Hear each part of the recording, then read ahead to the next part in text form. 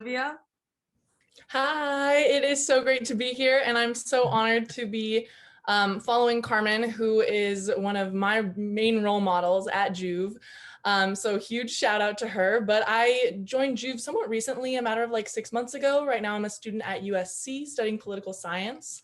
But at Juve, my title is marketing strategist, and I am so honored to work with companies big and small in order to empower Gen Z through marketing and really connect better with Gen Zers. Amazing. Thank you guys so much for the intros. And as we kind of discussed offline, I would love for this to sort of be in a discussion more so, being that we all have some familiarity with each other in some sense. So I think that it'll be relatively easy to do it that way as well. But one thing that we thought would be fun to start off with, because being with everybody's roles, I think that everybody would have a decent answer for this question. We would love to hear everybody's favorite trend right now. I guess I could go first. I just did it on my personal TikTok. But it's like it's on TikTok and the sound goes, waking up in the morning, thinking about so many things. I don't know if you guys know that, but basically you're supposed to cut to like a really embarrassing moment that you like have on your camera roll. And so now it's like every time I'm thinking of something, I like sing that song. That's like my favorite trend right now. I am loving what I'm seeing in denim right now. I love that it's not the skinny jean and the dark skinny jean, and that things are just becoming a little bit more boyfriendy and baggy and a little high-waisted, plenty of holes and wear and tear. So I'm kind of loving that trend. That is definitely true. I think that fashion definitely makes its way back around. So Gen Z is hopping on to the high-waisted 90s vibe. Thank you, Yes, Gen Z. and for good reason too. You cannot catch me in skinny jeans. That is just so uncomfortable. Middle school me, thanks, college me right now. But I would say that my favorite trend right now, this is kind of just like a TikTok video, but I really love the TikTok videos that have the clown filter on them, where people are sharing like really embarrassing stories, and it's like me when whatever, and then there's like the clown filter on and they have like the colorful eyes. It's like and it's always so relatable, so I absolutely love that.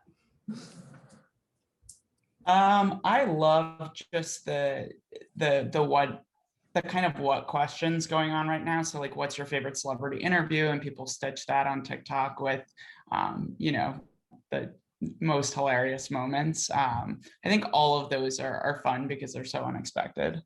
No, definitely. I would have to say that mine would probably any of the dancing videos. This sounds like a cop out, but I promise that it's not. Being 25, I am no longer like the fun teen that knows all the cool choreography. So it's kind of nice and fun to see all the other younger Gen Zers engage in those types of trends and all those things. So I would definitely have to say that that is my personal favorite trend that's happening.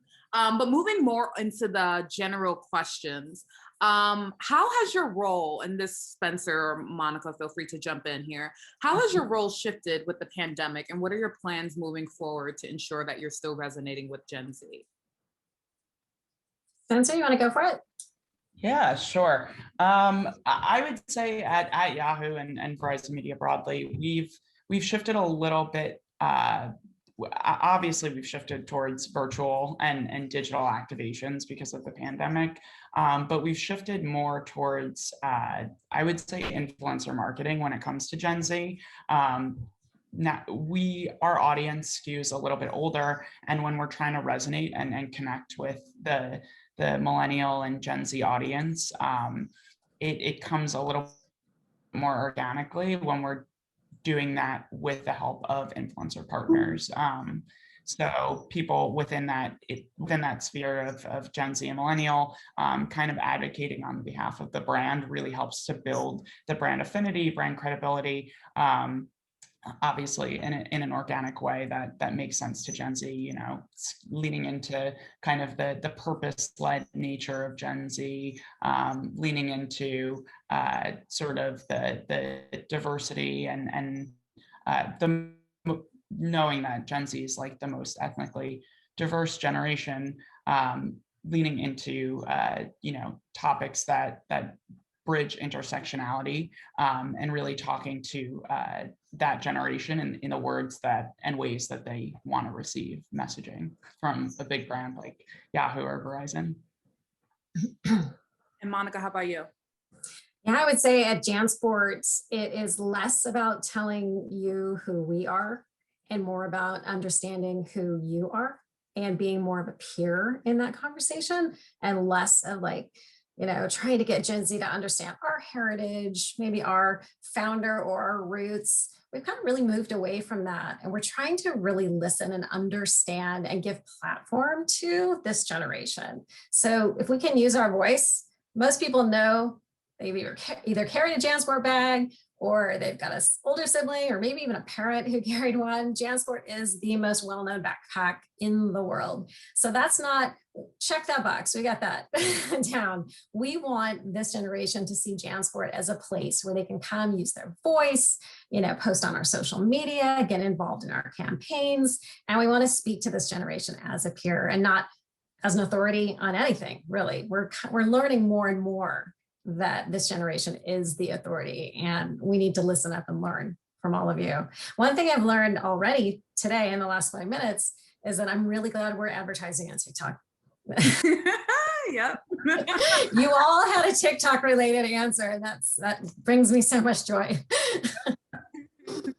That's so funny. Yeah, I just wanted to say that I absolutely love the answers that you two gave. There is nothing that is more Gen Z than finding a purpose and sticking to it. And then also, Monica, your answer of being like really authentic and relatable and meeting us where we are, which we were joking about is kind of the theme of this entire webinar. But I wanted to ask also, and I know this might not be, this might be a little bit more under wraps, so I completely understand, but are there any examples that you'd be able to give for folks to kind of see like how that manifests in like tangible ways for both your companies? Yeah, I mean, so our biggest initiative right now is around mental health. And we didn't just pick that out of the ethos, you know, the ethers rather, to say, oh, we should really talk to Gen Z about mental health. And we've been noticing, no, we heard that from you, you know, through a lot of consumer research. And that kept bubbling up as especially during the pandemic, as a top issue. Not only are you worried about your own self-care and your own mental wellness, but you're worried about your friends and your family. And it's a huge issue. And it's something that we wanted to, again, give a platform for and also maybe provide some resources. So we did some live sessions with some really amazing Gen Z oriented psychologists over the summer. We did TikTok videos to try to encourage people to share, at least share with one person that you're struggling, you know, talk about it. If you're not sharing it, you're carrying it. So it's close to my heart. It's close to the brand's heart. And I think it's close to your heart. So that's an initiative that it's called Lighten the Load. And it's becoming a primary brand story for Jansport, and it will be for the foreseeable future. We've got some exciting things coming in the fall with some things I can't talk about, but more to come on Lighten the Load and more to come on helping this generation really find a voice and destigmatize these issues. Definitely. And a sort of follow up to that question, one thing that I personally noticed as a Gen Zer that's on these platforms is this insane increasing surge of creativity coming out of my generation during the pandemic, which is, when you think about it, kind of impressive when you think about the amount of things that happened in 2020 and all the things that everybody had to endure last year. But there has been this surge of creativity that I personally have seen on different platforms, whether it's TikTok, whether it's Instagram, whether it's the constant meme creations that are being created based off of culturally important events. And I'm curious from everybody on this call, how has that impacted your marketing strategies, if at all? Carmen or Olivia, do you want to start as fellow Gen Zers who are navigating these platforms as well? I guess I can go. But I think the main thing is just to echo off with what Monica was saying, is that we don't care about profit margins. Like, we're not here to sell. I think the main point is that we want our world to be a better place. You're talking to a generation that was born immediately after the 9/11 crisis. We came up of age during the recession. Like, we have nothing to lose at this point. And I think that's where we get that energy from, is our background and what we grew up from. So when we talk about social media campaigns specifically for me, we're basically what Monica was echoing. Like, we want content that is going to help people. We want content that is going to live on forever, something that can be timeless, and we really want connectivity and resources, especially now in a pandemic. Like, there's not a lot of connectivity. So how can we use social media as like a tool to connect and build bridges and things like that? And I think that goes a long way with like even influencers. Like, a hot take, like, I don't think influencers will exist in the next 15, maybe even less, like 10 years. Like, I think everyone is going to have like their own platform. Like, you won't really know big influencers anymore. That's a little rant, but yeah, that's my like hot take. You're going to save me so much money. Yeah, ditto. Thank you. That's hilarious. Spencer, Monica, anything? Yeah, I would just say, in terms of, I think creativity and wellness are so tightly linked, especially during this pandemic. That was kind of the basis of a campaign that we ran with Juve last year. We did a creators contest for Yahoo on TikTok, where we gave out $100,000 worth of prizes to creators who were showing us or the world how creativity was kind of getting through this moment. It was really like brand agnostic. It wasn't necessarily like Yahoo being like, we want to join the conversation. We're that cool older brand trying to get in on this. It was really meant for Gen Z to have their platform and to shine and to tell the world, like, how has creativity been a form of wellness for you, and how has that been pervasive when you have all of these other things going on, the loneliness, the isolation. College students are on Zoom classes at home with their parents who are working their jobs, and there's so much, like, I would say, chaos and pandemonium that was going on in the last year, that affected people's mental health and well-being. And creativity really did prove to be that kind of North Star guiding light, which is why I think, to your point, Maia, we saw such a rise in creativity, whether it was the rise of TikTok or Twitter becoming blown up with memes. People really were looking to like comedy and these creative outlets to help them get through such a difficult time. Definitely.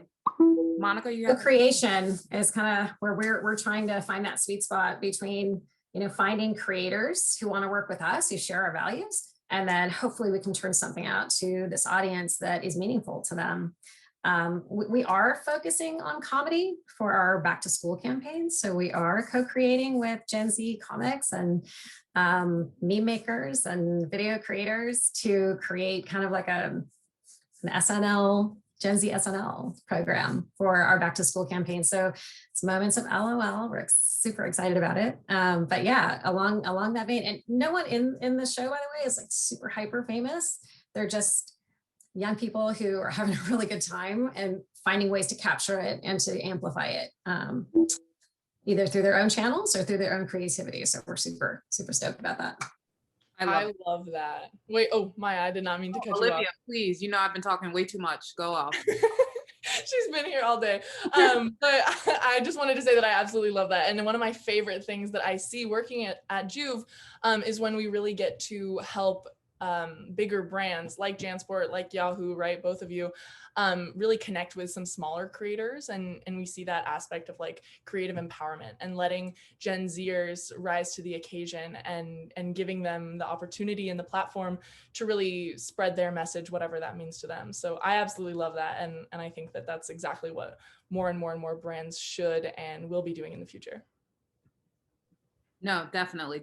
And one thing that I forgot to mention, but I'm sure you guys already know, is that we will be accepting audience questions. So you can send them in now a little bit early as we navigate our own questions. But I just wanted to put that out there that we will be having a Q&A as well. Another question that I had, I don't know if you guys heard this rumor. It's low-key a fact that Gen Z has an average attention span of 8 seconds. It's not something I'm necessarily proud of. I would like to think it's a little longer, but that's basically what research has showed. I'm curious, Spencer and Monica, what are your methods to ensure that you're grabbing our attention within those 8 seconds? And then on the flip side, Carmen and Olivia, I'm curious to hear what you think brands could be doing better to attract our attention in those 8 seconds. Spencer, do you want to take this one first? Since you're a content, okay, I'll take it. And you can think for a minute. Yeah. It's really hard. And I don't think this is a problem that is particular to Gen Z, by the way. I have a hard time getting through books now. I mean, and I used to be a voracious reader. And it may come as a shock to you, but I'm not part of Gen Z.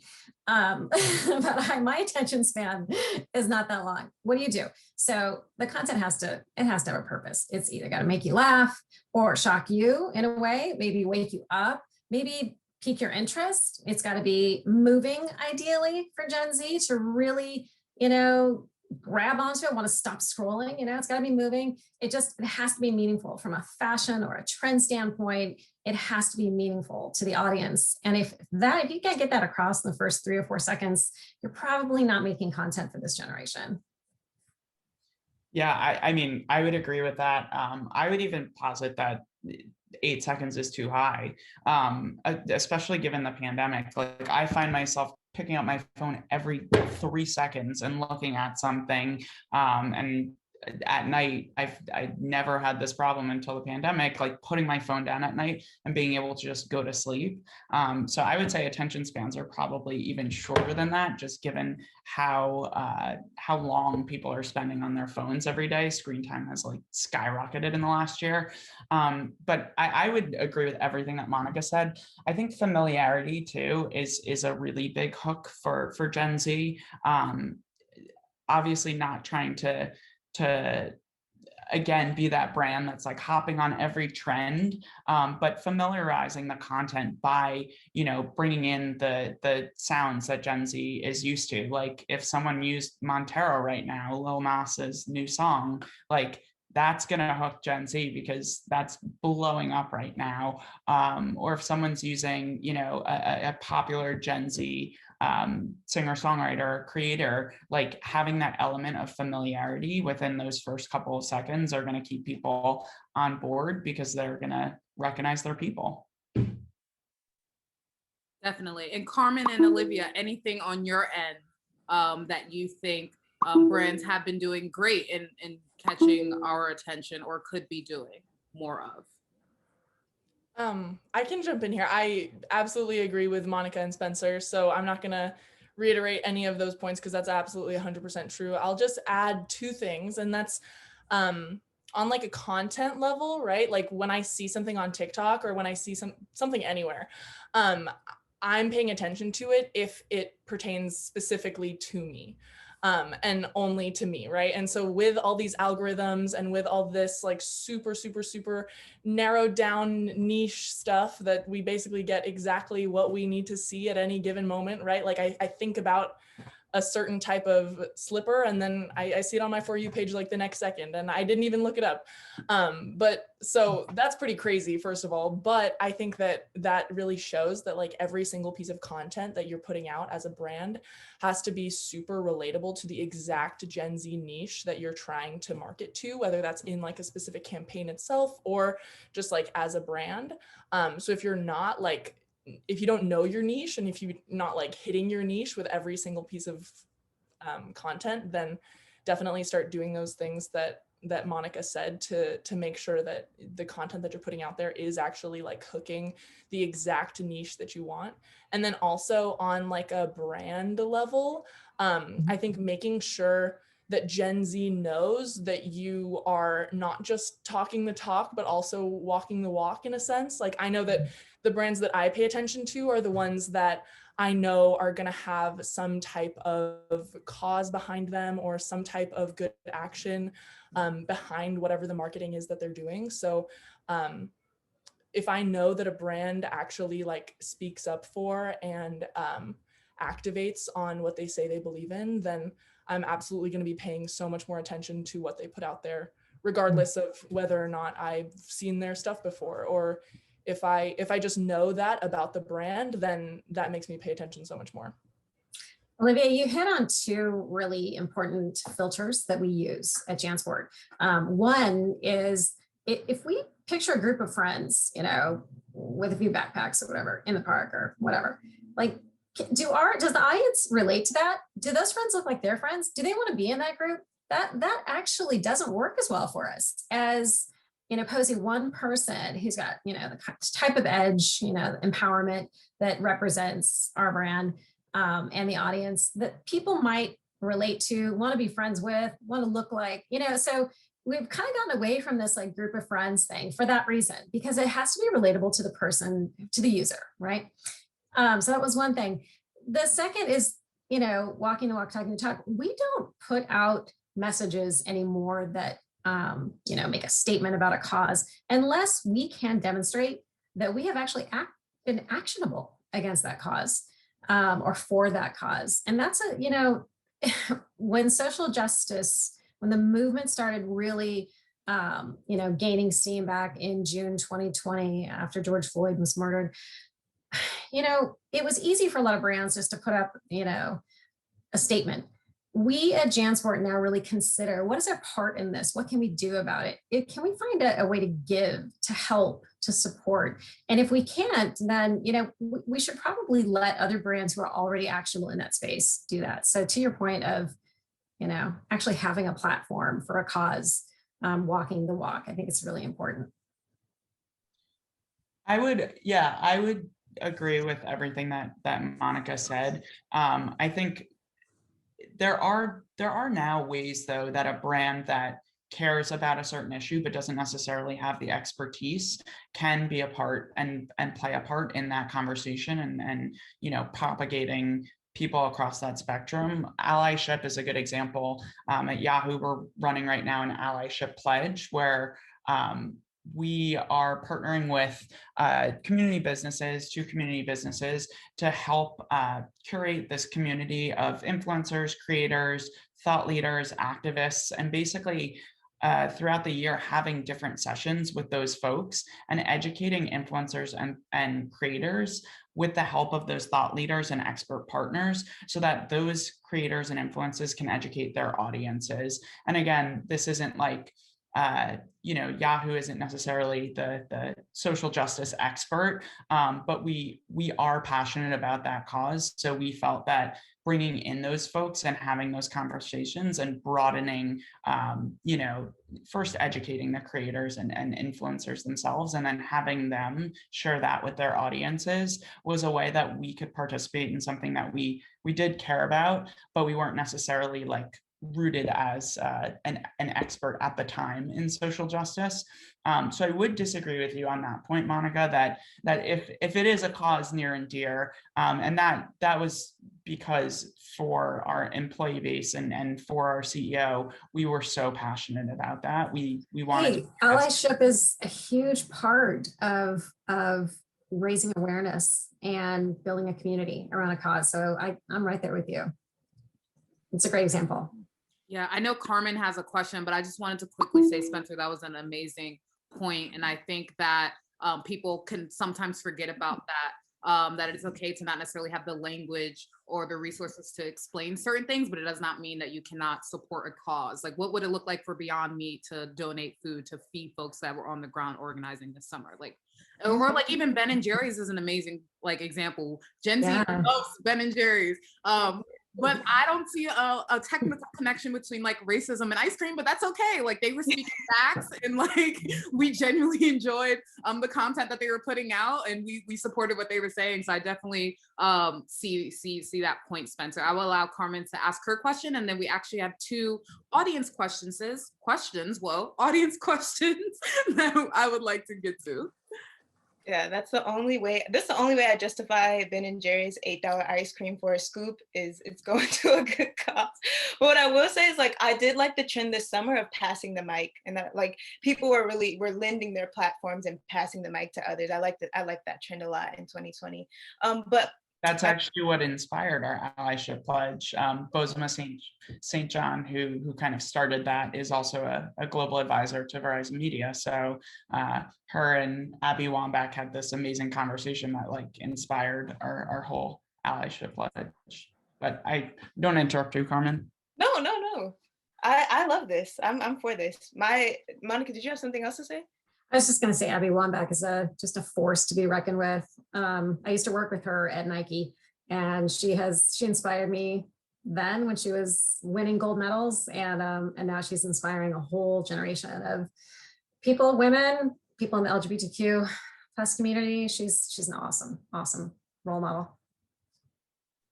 So I don't know if you guys know this, but there's like this fake millennial Gen Z war going on, and I'm wondering how your marketing differs between targeting millennials, even zillennials, which is what I would consider myself, and Gen Z. That's a great question, and it's honestly something that we're actively addressing right now. Is Yahoo has such a suite of products out there that appeals to different audiences, different intersectional groups, like what have you. How do we talk to those groups while talking to everyone with the same what's the word, like same language, but how do we talk in one dialect to one group and another dialect to another group while keeping a consistent messaging thread? That's something that we talk about every day. But I think the way that we're looking to solve that is meeting those groups where they are, because again, it doesn't really matter what you necessarily say. It's all about action. So making sure that Yahoo or any brand out there is an action-oriented brand, is a purpose-led brand. And it doesn't really matter what you say to them, as long as they see that and you're going to where they are, your brand is still going to appeal to them. It's a great question. And I wasn't aware of the war necessarily, but that's good info. I don't want to touch it, by the way. I don't want to get anywhere near that war. We've had an evolution as a brand at Jansport. We once really prided ourselves on being the brand for everyone. And what happened was we were kind of the brand for no one for a while. I mean, it's like everyone knew about us, but we didn't really have a voice. So we've kind of, spent a lot of time trying to refine that voice. We're a purpose-led organization as well. We've defined our purpose. Why do we make bags? Why do we show up every day and turn on the lights? And we're grounded in that purpose. And we also know who we're talking to. And that is 365 days a year. It's to a 14 to 22-year-old. So we live right there with Jansport. Now, I also lead marketing for another brand, and that is Eagle Creek. You probably haven't heard of it, but it's a adventure travel brand. And we do speak straight to millennials through Eagle Creek. And it's a different voice. It's a little bit more mature. Not necessarily, mature is not right. It's a different life stage. And and millennials spend a lot of money in travel. They are fearless when it comes to travel. They'll buy a plane ticket before a fine meal any day of the week. And I think Gen Z is kind of following that trend too. But with Eagle Creek, we're definitely focused on millennials. Definitely. I want to quickly jump into audience questions, not questions, as I said before, as time is kind of wrapping up. One question we got is, how much is sampling a part of your strategy with the Gen Z demo?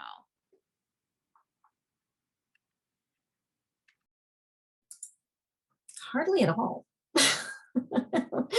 Should we change that? You guys tell me. We do a lot of influencer seeding. We do a lot of focus grouping. We donate a lot of backpacks, but sampling and wear testing, not so much. Spencer, any sampling? Yeah, what's the question? Like audio sampling? I think in terms of in terms of platforms like TikTok, sampling is so important because you have to kind of break down how the engine works, and half of the driver on TikTok is sound. Picking, specific sounds and being really thoughtful about the different sounds and different trends that they correspond to on TikTok. When we were working, earlier in the year on a campaign with Juve, actually, one of our approaches to sort of influencer marketing was really focusing on sounds, because the sounds on TikTok particularly do dictate what the trend will be. You're not going to have the trend that Carmen was saying earlier, like waking up in the morning feeling, you're not going to have that trend without the sound, because the sound dictates what the action is going to be in the video.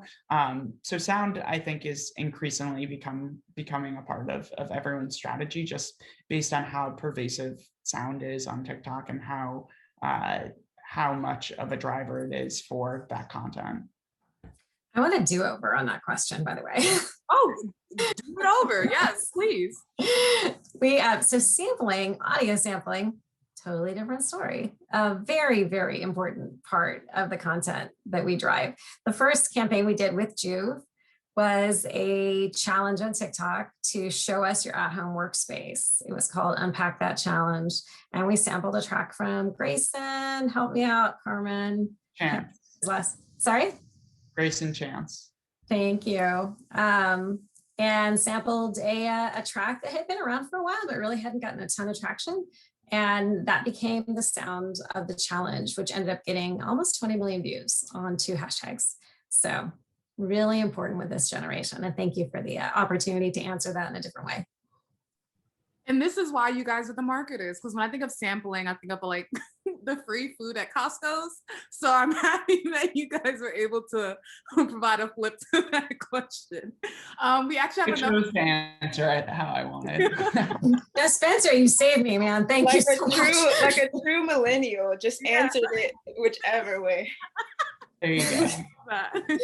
We actually Save have me, Spencer. a question specifically for Monica. Has Jansport considered streaming audio tactics to reach this audience? Knowing they're listening to music and driving the engagement on those platforms, curious to know if this strategy has been in discussion. And Spencer actually kind of just touched on that, but Monica, I'm curious to hear your thoughts. Well, streaming audio is a different beast because it's one of the most expensive media units to buy out there. So we are absolutely lining up our fall back to school media right now, and streaming music and connected TV are a part of that conversation. Haven't made any hard calls yet, but absolutely. We did some podcast sponsorship, which is in the same family, but not the same as streaming audio. We partnered with Teenager Therapy. That's a popular teen mental health or mental wellness podcast. And so, yeah, as a sponsorship, we got a lot of audio engagement there. But yeah, absolutely part of every conversation, especially when you're marketing to Gen Z. And we have time for one more question, and it is our last question. What do you see as the role of promotional merchandise as a way to engage Gen Z? I'm gonna kick this one to Monica. I would say for us, promotional merchandise is really, we use it internally for employees and swag to build, company pride and things like that. But we don't have too many brands that are, that Yahoo doesn't really have a champion that we create branded merchandise for. So kicking it to you, Monica. When you have high name recognition, you don't have to do the promo merchandise quite so much. We have an 87% brand awareness, which most brands would kill for. Yahoo probably has like a 95. So yeah, not a lot of promotional merchandise. What I will say though, when you don't have brand recognition, let's take the early days of Red Bull. Red Bull started with one SKU of a beverage that appeals to some, but not all. And they built that into what they are today by promoting that brand and getting that brand promotionally, so for free, into the hands of college students. And it was a great strategy back then. I would kick this back over to Carmen and Olivia. Do you, as Gen Z, want like branded merchandise? Do you want promotional merchandise? Is that something that's going to excite you about the brand or build brand affinity for you? I know for me, I love merch, and I know like my younger nieces and nephews are always like, "Did you see this new YouTuber's merch? I need it." So like I think merch is something that we like. It's where I think the highest form of loyalty comes from. Um, I'm just gonna name drop like Ivy Park. She sends out PR boxes. Beyonce sends out PR boxes to everyone. And it's just like, if you don't have a PR box, who are you? Like if you don't have an Ivy sweatshirt, who are you? I don't have one, so who am I? But I think we like merchandise, and I think when you support a brand that stands behind something, and you see something that's like branded, and you know that you're wearing something that's going to something bigger than yourself, it's important. I think we like it. And I also agree with Carmen. I think that it kind of ties into how Gen Z is starting to see some brands and the brands that they're most loyal to and the brands that they most believe in as communities, right? And so whether or not the brand is itself an influencer or a company or whatever it is that they stand for or they are, right? Like viewing yourself as part of that community means thinking about yourself as more of an internal aspect of like something that you're part of rather than something that you're just consuming. And I think that that's kind of the way that Gen Z at least is looking at merchandise and at like promotional materials overall. But that might not be true for, that's also, you know, vary so much over different brands and different people, and really kind of ties all back to the way that like, okay, certain brands have certain niches. And if, you know, a Gen Zer isn't in that niche, then they're probably not going to feel like they're part of that brand's community that then is like what inclines them to wear that merchandise or feel really proud to have a shirt that says like a certain slogan on it or something like that. So yeah. I love that so much, Olivia. Thank you. That's good to know. I apologize. There was a little delay. I actually live near a fire department and a police station, so there was a siren going on. But I did also want to say that I think that merch is a perfect way, to piggybacking off of what Carmen said, to show brand affinity, especially because brand loyalty does not always equate to sales. An example would be Wendy's. Wendy's Twitter is very popular amongst Gen Z, but there are also a lot of Gen Zers that do not eat fast food. And Popeyes is another example of a brand that Gen Z was really standing behind when they kind of came for Chick-fil-A a little bit with the Popeyes chicken sandwich, and then they dropped their own merch, very similar to Beyonce's Ivy Park. And people were actually buying the merch and was just wearing Popeye shirts, like walking around the street. So I think that is a really good way for folks to show brand affinity, even if they aren't necessarily buying the products 24/7. That was brilliant. That was brilliant. It was good. It was good. Yeah, really good. Guys, I think we're at time, and I'm so sad because like I can talk to you guys all day, especially because you can't see an audience. It just feels like we're in my living room chatting. So I'm super sad that this came to an end. But I just want to thank you so much, Monica, Spencer, and my Jew family for being here today and for closing our day on marketing to Gen Z. It's been a great day of speakers, and we are super excited for all of our upcoming days on this topic.